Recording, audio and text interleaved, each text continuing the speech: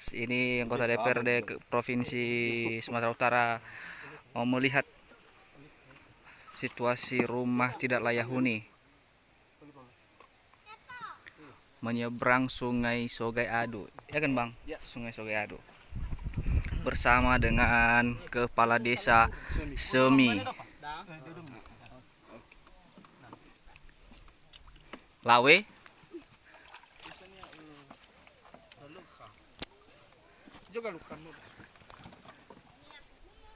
Kutu HP mo. La. Oh, dah. Ya iya iya.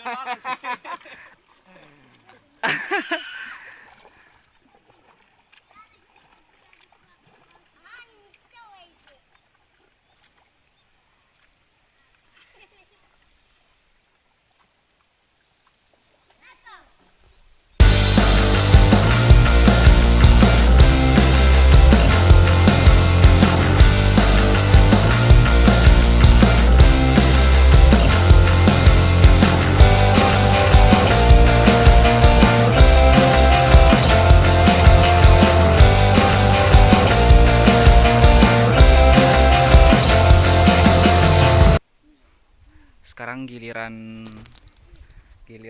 saya. Sebenarnya dek-dekan ya, nggak pernah naik perahu.